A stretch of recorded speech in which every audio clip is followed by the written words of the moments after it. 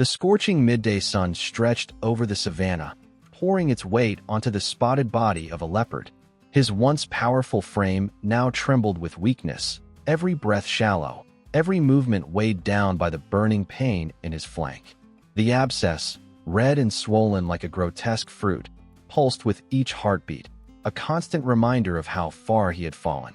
Once feared as a master hunter, he now lay hidden in tall grass, abandoned by strength, abandoned by his kind. His clan had drifted away days earlier, when he could no longer bring down prey large enough to feed them all. When each failed attempt left them hungrier and weaker, their loyalty evaporated. Leopards are solitary, but bonds still form when survival demands it. Yet in the brutal order of the wild, strength is the only law. They moved on, leaving him to limp alone across cracked earth, a shadow of the predator he once was. He tried to stand, pressing his paws into the ground. His legs quivered, but the agony shooting through his hip forced him back down. A low growl escaped his throat, more out of frustration than menace. His golden eyes, once fierce and commanding, now seemed clouded with exhaustion. The wind carried only the dry scent of dust and the faint rustle of grasshoppers. Hunger gnawed at him, thirst burned his throat, but he no longer had the strength to pursue anything. The sky above dimmed slightly as gray clouds drifted in, muting the heat for a fleeting moment. With effort, he dragged himself beneath the shade of a solitary acacia tree, his body collapsing against its roots. His sides heaved as he struggled to breathe evenly. He felt the world shrinking around him, silence pressing in. For the first time, death felt near, not as an enemy, but as a presence waiting patiently. Then came the sound that broke the stillness. Wings. A flock of small birds descended onto the branches above, their chatter sharp and lively against the heavy air. They scattered onto the ground, hopping through the grass in search of fallen seeds and insects. The leopard half closed his eyes, too drained to react. Yet one bird, curious and bolder than the rest, edged closer. Its head tilted, beady eyes fixating on the swollen mound of flesh at his side. The bird took another step, pecking at the grass around the leopard's paw. Then, mistaking the abscess for something strange and edible, it prodded the inflamed skin with its sharp beak. The leopard jolted, teeth flashing in surprise, but no roar came. Instead, a strange sensation spread through him. A pressure released, a relief so unexpected it almost felt like a dream. The wound seeped, the tension in his body easing just slightly. His breathing steadied for the first time in days. The flock startled and rose in a rush of wings, vanishing into the sky as quickly as they had come. But the lone leopard remained motionless beneath the tree, panting heavily, his eyes wide with wonder. The pain had not vanished, but its crushing grip had loosened. The swelling no longer throbbed with the same intensity. He shifted his weight gingerly, testing, and for the first time in days he managed to roll onto his belly without the stabbing agony. The savannah quieted again, as if holding its breath. A cool breeze rustled through the grass, carrying with it the faint smell of distant rain. He lowered his head onto his paws, eyelids heavy, surrendering to the strange calm. In his half-sleep, the memory of hunts and roaring dominance flickered through his mind, clashing against the frailty of his present. Yet beneath it all was something new, the smallest spark of hope. Night crept slowly across the plains. Stars ignited overhead, silent witnesses to the leopard's battle. His body trembled, caught between fever and exhaustion, but the unbearable pressure had shifted. As the moon cast its silver glow, he lay still, unaware that fate had just turned its gaze back upon him, setting the stage for what was yet to come. The first light of dawn spilled gently over the savannah, painting the horizon in pale gold. The leopard stirred beneath the acacia tree, his body twitching weakly as he tried to lift his head. For a brief moment, it seemed as though the relief of yesterday might have lasted. But as the air warmed, the reality set in. The abscess had swelled again, and the fever had returned with merciless force. He drew in a ragged breath, his sides heaving as though each lungful of air came at a terrible cost. The wound oozed faintly, the fur around it clotted and damp. His muscles shivered, his body heat rising like a furnace. He tried to stand, claws digging into the soil, but his legs gave way beneath him almost instantly, forcing him back down. A low rasping growl escaped his throat, a sound of pain, not of strength. The savannah around him was cruelly indifferent. Insects buzzed lazily, and the grass swayed with the morning breeze, but the leopard's world had narrowed to the pounding in his flank and the struggle to keep breathing. His once proud tail lay limp on the ground. His eyes, dulled by fever, closed against the rising sun. Death hovered close, pressing in on him with invisible weight. Then, cutting through the stillness, came an unfamiliar sound, a low rumble, mechanical and steady. The leopard's ears twitched weakly at the noise. It grew louder, distinct from the natural rhythm of the wild. The sound of an engine. Across the dry plain, a patrol vehicle bumped along the dirt track, two rangers inside scanning the landscape. Daniel Mangy leaned forward, his sharp eyes catching the faint outline of the leopard near the base of the tree. "Joseph, there," he said quickly, pointing. His partner, Joseph Odino, adjusted his binoculars and inhaled sharply. "That's him, the old male. He doesn't look good at all." The vehicle slowed to a stop, red dust curling up behind it. The two men stepped out cautiously, keeping their distance as they observed. The leopard barely moved. Only the faint rise and fall of his ribcage betrayed that he was still alive. Daniel's memory flickered back to years earlier, when they had freed this same leopard from a steel trap during a night patrol. Now here he was again, broken by illness instead of iron. "He won't last long," Daniel muttered, voice tight. "We have to act now." Joseph was already pulling out the tranquilizer rifle from the back of the vehicle, checking the dosage. "If we get him sedated, we can get him to the vet center before it's too late." His tone was firm, but his hands moved quickly, betraying his urgency. The leopard blinked slowly, his fevered mind dimly aware of the shapes moving in the distance. He bared his teeth weakly, but the snarl never fully formed. The effort alone drained what little energy he had left. His body shivered as he lowered his head back onto the ground. Daniel and Joseph exchanged a quick nod. They had worked together for years, reading each other's instincts without words. Daniel edged forward, gauging the distance carefully. He raised a hand, signaling Joseph to ready the shot. The rifle made a soft, compressed sound as the dart flew. It struck cleanly in the leopard's shoulder. He flinched, letting out a hoarse growl, then staggered half upright before collapsing heavily onto his side. His breathing quickened, then slowed, his body sinking gradually into the drug-induced calm. Within minutes, his eyes closed and his muscles went slack. The rangers hurried forward, their boots crunching in the dry grass. Daniel knelt beside the great cat, pressing his palm lightly against its chest. The heartbeat was faint but steady. Relief crossed his face. "He's still with us." Joseph crouched down, examining the grotesque swelling on the leopard's flank. His brow furrowed. "This infection is worse than I thought. We need to get him to the center immediately." Together, with practiced care, they unfurled a thick tarpaulin and rolled the leopard onto it. Muscles strained as they lifted, the weight of the predator still immense despite his weakness. They maneuvered him carefully onto the bed of the vehicle, securing him in place. The engine roared back to life, tires spinning as the patrol car surged forward. Dust trailed behind them as they sped toward the veterinary center miles away. In the back, the leopard's chest rose and fell steadily under the sedative's grip. Daniel glanced into the mirror, eyes fixed on the great cat. "Hold on," he whispered under his breath. "You're not finished yet." As the savannah rolled by in streaks of gold and red, the morning sun climbed higher, casting its light on a fragile moment between life and death. The vehicle carried both urgency and hope, racing against time to deliver the leopard to safety, where his fight for survival would truly begin.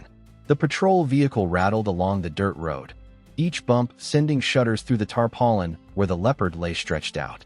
His chest rose and fell slowly, lulled by the tranquilizer, but the faint heat radiating from his body betrayed the fever still raging within. Daniel kept glancing back, his knuckles tight around the steering wheel, while Joseph crouched beside the leopard, one hand resting gently on the animal's ribcage to monitor the rhythm of its breathing. "Still steady," Joseph muttered, though his brow was knit with worry. The stench of infection filled the air around them, metallic and sour. The swelling on the leopard's flank had worsened, and every so often Joseph dabbed the wound with antiseptic wipes from their field kit to keep it from seeping further. But these were only temporary measures. The real battle would begin at the veterinary center. The dirt road twisted through the acacia groves, dust clouds chasing their wheels. Daniel pressed the accelerator, pushing the old engine harder than usual. If we lose him out here, his voice trailed off, the unspoken thought hanging heavy between them. He remembered too vividly the night they had freed this same leopard from a steel trap, years ago. Back then, the animal had limped away with fire still in his eyes. Now, that fire flickered dangerously low. After nearly an hour of tense driving, the outline of the veterinary compound came into view. The sun was dipping toward the horizon, throwing long shadows across the savannah. Joseph radioed ahead, alerting the medical team. By the time they rolled through the gates, staff in white coats were already waiting, stretcher and equipment at the ready. "Let's move," one of the vets called out sharply. The team converged on the vehicle. Daniel and Joseph, joined by two assistants, grunted with effort as they slid the heavy leopard onto the stretcher. The animal's limp frame betrayed just how close to the edge he was. The stretcher disappeared through the double doors of the treatment room, fluorescent lights flickering overhead. Inside, the room buzzed with urgent precision. Gloves snapped on hands, stainless steel instruments clattered into place. The chief veterinarian, Dr. Kamau, leaned over the patient, eyes sharp behind his glasses. "Temperature is dangerously high. Pulse rapid, but weak. We need fluids immediately." Joseph set the foreline. The leopard's flank was shaved swiftly, exposing the full scope of the abscess. Angry red tissue swelled grotesquely, pus seeping from cracks in the skin.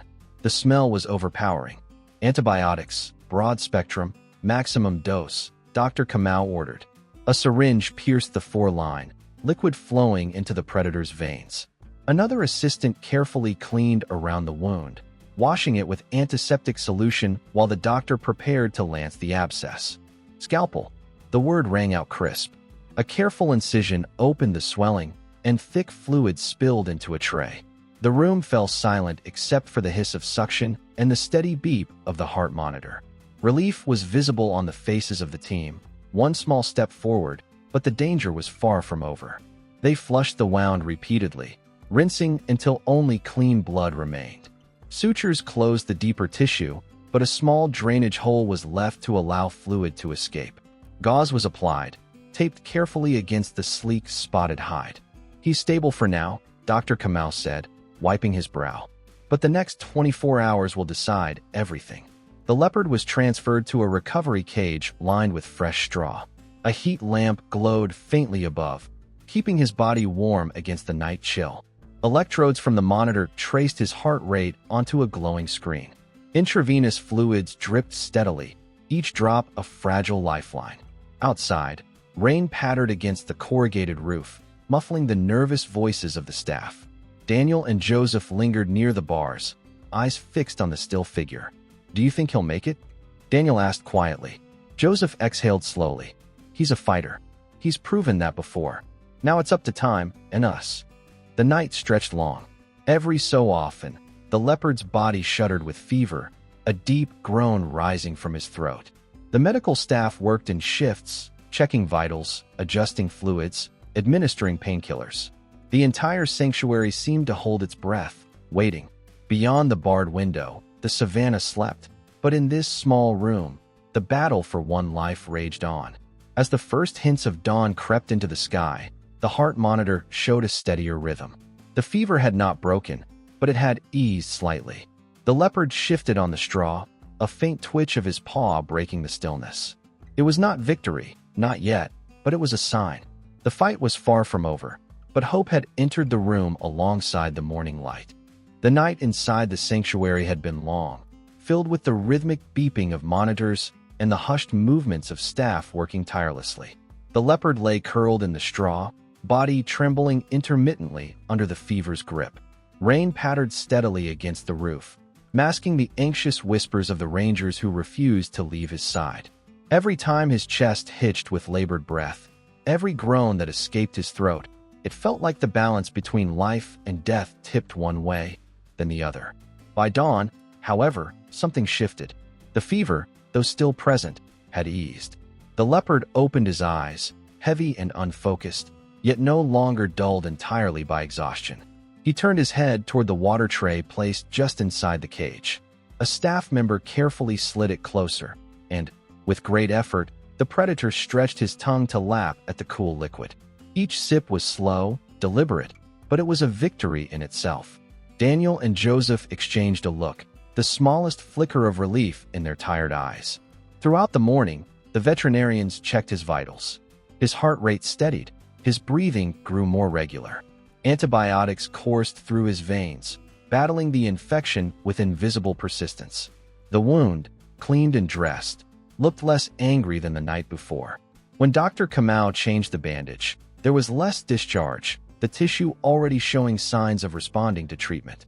"He's not out of danger yet," the doctor cautioned, "but the worst may be behind him." Over the next days, the recovery was gradual but tangible.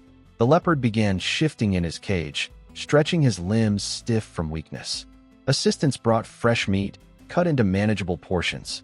At first, he sniffed at it with suspicion, too weary to bite. But hunger eventually overpowered hesitation. He tore into the food, each chew clumsy but determined. It was the first solid meal he had taken in nearly a week. As his strength returned, so did his instincts. When a staff member approached too quickly, the leopard's ears flattened and a low growl rumbled from deep in his chest. The flash of his old ferocity made Daniel smile faintly. "That's the spirit," he murmured under his breath, grateful to see the predator's fire rekindling. A week after the surgery, the leopard was transferred from the medical ward to a larger semi-wild enclosure within the sanctuary. High fences surrounded a landscape of trees, rocks, and tall grasses, mimicking the wild savannah. Here he could move freely, stretch his muscles, and begin reclaiming the skills dulled by sickness. The transition was cautious at first. He limped into the new space, head low, sniffing the air. But within hours, the enclosure echoed with the sound of his paws brushing through grass as he explored every corner. The staff designed exercises to test his recovery. Small prey, rabbits and guinea fowl, were released in the enclosure at intervals, encouraging him to stalk and chase. His first attempts were clumsy, his pounce delayed, his muscles not yet reliable. But repetition bred progress. Each day his leaps grew surer, his body responding more like it once had. The sleek ripple of muscle beneath his spotted coat began to return, his movements regaining their natural grace. Daniel and Joseph often came to watch from the observation tower. "He's rebuilding himself," Joseph remarked one evening as the leopard crouched low in the grass, eyes fixed on a bird. His tail twitched with anticipation before he sprang, missing narrowly but recovering swiftly. Daniel nodded, pride evident in his expression. "He'll be ready." The wound on his flank healed cleanly, leaving a scar hidden beneath the growing fur. The limp faded. The leopard now spent hours pacing the perimeter of the enclosure, scent-marking logs, scratching trees, reclaiming the habits of a ruler. His golden eyes no longer seemed dimmed by weakness. They shone with alertness, sharp and commanding once more. By the end of the second week, even the veterinarians admitted that the transformation was remarkable. Where once there had been a dying animal, now there prowled a predator preparing for freedom again. The sanctuary staff knew that soon the final test would come, the moment to release him back into the wilderness. But for now, in the quiet of the enclosure, the leopard stretched luxuriously in the fading sunlight, strength flowing once again through his body, as though the savannah itself was calling him home. The morning air carried the scent of damp earth and wild grass as the sanctuary prepared for the release. The leopard paced the enclosure restlessly, his tail flicking, golden eyes fixed on the horizon beyond the wire. Weeks of recovery had reshaped him. Muscles once wasted now coiled with strength, his gait smooth and confident. The scar on his flank was hidden beneath fresh fur, a silent reminder of his ordeal. But there was no hesitation in his step. He was ready. Daniel and Joseph stood by the heavy transport cage, their expressions serious but tinged with pride. Around them, a small team of rangers and veterinarians gathered quietly, aware of the importance of the moment. "He's strong enough," Dr. Kamau confirmed, his voice calm. "The wild will decide the rest." With careful precision, the rangers guided the leopard into the transport crate. The big cat resisted briefly, letting out a low growl, but he entered nonetheless, drawn by the unfamiliar scent of fresh meat inside. The door clanged shut, and the vehicle rumbled to life, carrying him back toward the open plains where he belonged. The journey was short, but charged with tension. The savannah stretched endlessly under the morning sun, golden grasses swaying in the wind. When they reached a secluded area near the acacia groves, the truck stopped. This was the place, far enough from human settlements, close enough to water, and rich with prey. It was where the leopard's new chapter would begin. The rangers positioned the crate at the edge of the clearing. Daniel crouched low, unlatching the heavy door. He hesitated a moment, his hand resting against the metal, then stepped back. "It's time," he whispered. The door creaked open. At first, there was only stillness. The leopard crouched inside, his ears pricked, nostrils flaring as he tasted the air of freedom. Then, with a sudden surge of motion, he bounded forward. His paws struck the earth with purpose, carrying him into the tall grass. For a moment, only the rustle of leaves marked his passage. Then he vanished from sight. The rangers exhaled in unison, a silence settling over the clearing. "He's gone," Joseph said softly, though his smile betrayed his relief. Daniel shaded his eyes against the sun, scanning the distance. "No," he replied. "He's home." For the leopard, the world expanded with every step. The wind rushed through his mane of whiskers, the sense of prey and territory flooding back into his senses. He moved with the assurance of an animal who had reclaimed his birthright. When he paused at the crest of a hill, the land unfurled before him in endless waves of grass and shadow. He lifted his head and let out a rasping call, not of weakness, but of declaration. In the distance, a faint movement stirred beneath an acacia tree. A pair of younger leopards, lithe and wary, watched him from the shade. They rose as he approached, hackles bristling. For a heartbeat, the tension was thick, the question of whether he would be accepted or driven away. The scarred leopard lowered his head, his body poised but calm. The standoff lasted only seconds before the younger cats eased, their hostility softening. One stepped forward, brushing its head briefly against his shoulder before slipping back into the grass. It was not an embrace, but it was not rejection either. It was acknowledgement. The leopard had returned, and the wild had not cast him out. As the sun climbed higher, Daniel and Joseph turned back toward their vehicle, their silhouettes retreating into the distance. Behind them, hidden in the grasses, the leopard slipped deeper into his territory, muscles rolling with each confident stride. His journey of survival had come full circle, from despair and near death to the rebirth of strength and freedom. And as the savannah wind carried his scent across the plains, it whispered of resilience, of second chances, and of the wild heart that would never be tamed.